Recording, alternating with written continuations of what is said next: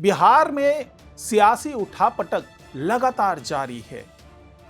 यह कहा जा रहा था कि वे 202 सीट लेकर के यानी कि प्रचंड बहुमत के साथ जेडीयू आ चुकी है, बीजेपी आ चुकी है, जो एनडीए के जो तमाम घटक दल हैं वो आ चुके हैं, तो अब तो उनको कोई ज़रूरत ही नहीं है दूसरे दलों से विधायकों को तोड़ने की। लेकिन अब कुछ मजबूरियां हैं जो ये बता रही है कि जहां ज़रूरत अभी भी है, अगर कुछ विधायक आ जाए, यहाँ तक कि विधायक को तोड़ने में अब एनडीए के अंदर ही खींचतान जारी है कि कौन कहां से कौन सा विधायक तोड़ के ले आएगा और उसके किसको क्या फायदे मिल सकते हैं। यहां तक कि एनडीए के अंदर भी एक दूसरे के विधायकों को तोड़ने की जो साजिश है वो चल रही है, अभियान चल रहा है। ये अलग बात है कि पहल नहीं की जा रही है, लेकिन कोई दल जो घटक दल है अगर वो अपनी पार्टी से हट करके दूसरी पार्टी में जाना चाह रहा है तो उसके लिए भी रास्ते खुले हैं। और ख़ास तौर से जेडीयू और बीजेपी ये दोनों अब इस खेल में उलझे हुए हैं और एक दूसरे को शिकस्त देने में लगे हुए हैं। तो क्या है ये पूरा खेल और क्यों होड़ लगी हुई है दोनों दलों के बीच में, इसके बारे में चर्चा होगी आज के इस वीडियो में, तो इस वीडियो को आखिर तक जरूर देखिएगा। नमस्कार, मैं हूं डॉक्टर सुरजीत सिंह और आप देख रहे हैं वाईबीएन बिहार झारखंड। अगर आपने अभी तक इसे सब्सक्राइब नहीं किया है तो सब्सक्राइब कर लीजिए और अगर आपको ये वीडियो अच्छा लगे तो लाइक कीजिए, शेयर कीजिए और कमेंट जरूर कीजिए। तो आखिरकार ऐसी क्या मजबूरी है कि एनडीए के अंदर ही होड़ लगी हुई है। एनडीए को तो 202 सीट मिली है, प्रचंड बहुमत है, किसी भी तरीके की कोई दिक्कत नहीं है, सभी को मन माफिक मंत्रालय मिल रहा है, हर घटक दल संतुष्ट है और गठबंधन तो महज 35 सीट लेकर के किनारे में बैठी हुई है। तो अब महागठबंधन को भी तोड़ने की क्या जरूरत हो गई। 25 सीट आरजेडी के पास है, उसके अलावा 6 सीट कांग्रेस के पास है। तो नजर जो सबसे ज्यादा बनी हुई है वो कांग्रेस के ऊपर बनी हुई है, क्योंकि कांग्रेस के अंदर असंतोष की चीजें आ रही है। उसके बागी नेता दिल्ली से लेकर के पटना तक सब जगह अपनी मांग रख रहे हैं और इस दौरान कांग्रेस सख्त कार्रवाई करती नजर आती है। 43 जो नेता हैं कांग्रेस को, उनको नोटिस जारी कर दिया जाता है। यह अलग बात है कि बागी नेता तमाम यही कह रहे हैं कि भाई टिकट बांटने में धांधली हुई, टिकट की खरीद फरोख्त की गई, इसमें पैसों का खूब जमकर खेला हुआ। यही वजह है कि अब जो पार्टी है वो 6 सीटों पर सिमट करके रह गई है। और ऐसा नहीं है कि 6 विधायक बहुत संतुष्ट हैं, बल्कि ये 6 विधायक भी बड़े असंतुष्ट हैं और वो बार बार चेतावनी दे रहे हैं कि उनकी सुनी नहीं जा रही है। जो शीर्ष नेतृत्व है, चाहे वो राजेश राम हो, चाहे शकील अहमद हो, सब पर आरोप लग रहा है कि वो अपनी मनमानी कर रहे हैं और वो चाहे कार्यकर्ता हो, चाहे पदाधिकारी हो, चाहे विधायक हो, किसी की नहीं सुन रहे, अपने हिसाब से वो चलाना चाहते हैं, अपनी मनमानी करना चाह रहे हैं। तो इस दौरान सवाल ये उठा कि क्या असंतोष जो है वो पार्टी में बगावत तक फैल चुकी है। क्या ये असंतोष पार्टी में टूट की बड़ी वजह बन सकती है, क्योंकि कई मौकों पर चाहे वो बीबी जी राम जी वाला मुद्दा हो, यानी कि मनरेगा को लेकर के जो अभियान चलाया था कांग्रेस ने, वहां पर केवल 3 विधायक पहुंचते हैं। तो ये कयास लगाया जाता है कि क्या 3 बाकी जो विधायक हैं वो असंतुष्ट हैं, क्या वो अब पार्टी छोड़ सकते हैं। और समय समय पर जिस तरीके के बयान आ रहे थे, चाहे वो संजय कुमार सिंह का बयान हो जो कि एलजेपीआर के हैं, चाहे वो नीरज कुमार का बयान हो जो कि आते हैं जेडीयू के मुख्य प्रवक्ता हैं, या फिर दूसरे बीजेपी की तरफ से भी यही दावा किया जा रहा था, जेडीयू की तरफ से दावा हो रहा है, सब जगह से दावा हो रहा था कि अब कांग्रेस के विधायक जो वो पाला बदल सकते हैं, वो एनडीए का दामन थाम सकते हैं। लेकिन एनडीए का दामन थामेंगे तो जाएंगे कहाँ? क्या एलजेपीआर में जाएंगे? क्योंकि चिराग पासवान ने दावा किया था कि उनके संपर्क में कई विधायक हैं। हालांकि राजेश राम ने पलटवार करते हुए कहा कि ऐसा कुछ भी नहीं है। शकील अहमद खान ने कहा कि भैया ऐसा कुछ भी नहीं होने वाला है, हमारी पार्टी नहीं टूटेगी। लेकिन फिर दही चूड़ा का भोज आयोजित किया जाता है सदाकत आश्रम में और वहां पर 6 के 6 विधायक गायब रहते हैं। वहां डैमेज कंट्रोल किया जाता है कि भाई ये 6 विधायक जो हैं अपनी विधानसभा में मकर संक्रांति मना रहे हैं, इसलिए वो यहां पर नहीं है, लेकिन हर तरीके से हमारे साथ जुड़े हुए हैं। लेकिन कांग्रेस का एक बड़ा तबका ऐसा है जो ये मान रहा है कि असंतोष है और कई नेता, कई विधायक कांग्रेस के वो एनडीए के संपर्क में हैं।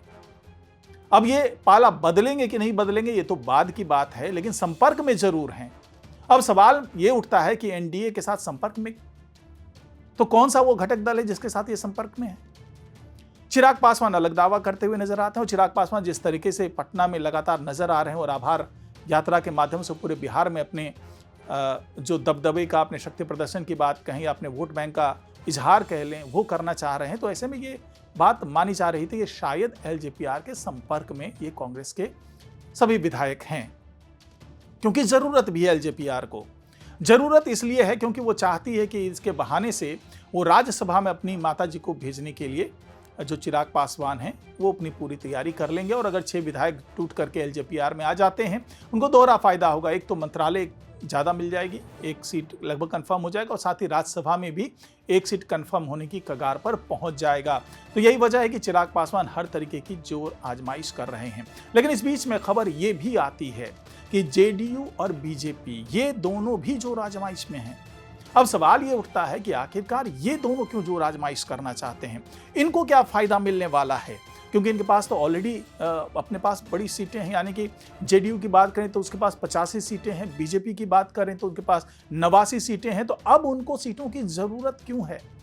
तो जेडीयू की बात अगर हम समझ लें तो ऐसा है कि अगर ये 6 विधायक जो कांग्रेस के हैं, हो सकता है कि विचारधारा में बहुत ज़्यादा अंतर होने के कारण वो बीजेपी की तरफ न जाए, क्योंकि बीजेपी को हमेशा से ये लोग धुर विरोधी मानते रहे हैं। तो ऐसी स्थिति में हो सकता है कि अपनी विचारधारा को बनाए रखने के लिए वो जेडीयू का दामन थाम ले या एलजेपीआर का दामन थाम ले। हालांकि चिराग पासवान पीएम मोदी के बहुत करीब हैं, इसलिए हो सकता है कि जो अब कयास लगाए जा रहे हैं कि ये जो कांग्रेस के 6 विधायक हैं वो जेडीयू के साथ संपर्क में हैं और वो जेडीयू के साथ शामिल हो सकते हैं। अगर ऐसा होता है तो जेडीयू को क्या फायदा होगा? तो जेडीयू को फायदा ये होगा कि वो यहाँ पर सिंगल लार्जेस्ट पार्टी बन जाएगी। यानी कि अभी बीजेपी के पास 89 विधायक हैं, अगर जेडीयू के साथ ये 6 विधायक जुड़ जाते हैं तो उसके पास 91 विधायक हो जाएंगे। यानी कि वो सबसे बड़ी पार्टी के तौर पर नजर आएगी एनडीए के घटक दलों में। अब सवाल ये उठता है कि फिर बीजेपी क्या करेगी? क्या वो दूसरे नंबर की पार्टी बनकर रहेगी या फिर वहां भी कुछ जोड़ तोड़ चल रहा है? तो जी हाँ, वहां पर भी जोड़ तोड़ चल रहा है और जोड़ तोड़ अपने घटक दल में ही चल रहा है, और वो है उपेंद्र कुशवाहा की पार्टी आरएलएम।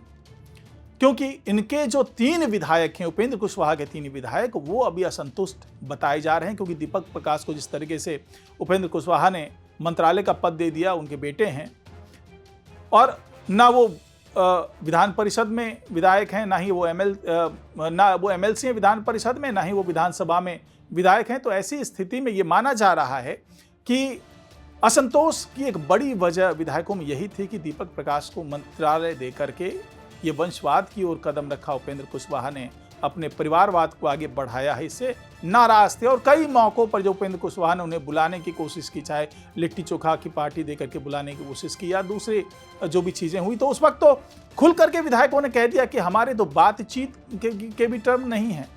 यानी कि जब बात नहीं है तो भात कैसे खाएंगे? और ये कहते हुए वो नितिन नवीन के पास पहुंच गए, जो कि कार्यकारी अध्यक्ष हैं बीजेपी के। वहां पर वो तीनों विधायक नजर आए, उनके साथ बातचीत करते हुए नजर आया। उसके बाद से कयास लगने लगा कि क्या ये जो आरएलएम के जो 3 विधायक हैं ये बीजेपी की तरफ जा सकते हैं, तो इसे बीजेपी को क्या फायदा होगा? तो यहां पर फायदा यही है कि भले वो एनडीए का ही हिस्सा है आरएलएम, लेकिन अगर ये बीजेपी की तरफ जाते हैं 3 विधायक, तो जो अभी 89 यानी कि 89 का जो आंकड़ा है वो 92 का आंकड़ा हो जाएगा। यानी कि 92 जो विधायक हैं वो बीजेपी के पास आ जाएंगे। अगर कांग्रेस के 6 विधायक जाते हैं जेडीयू में तो उनके पास 91 होंगे और बीजेपी के पास 92 हो जाएंगे, यानी कि 1 विधायक फिर ज़्यादा। यानी कि जो नंबर 1 की पार्टी है वो बीजेपी बनी रहेगी। यही वजह है कि दोनों के बीच में होड़ मची हुई है कि कौन कितने विधायक को तोड़ के ला पाता है, कौन अपनी पार्टी के सिंगल लार्जेस्ट पार्टी होने की जो स्टेटस है उसको बनाए रख पाता है। तो यही तमाम जोड़ तोड़ चल रहा है और आने वाले दिनों में इसका क्या असर होगा ये भी देखने वाली बात होगी। तो आज की रिपोर्ट में फिलहाल इतना ही। नमस्कार।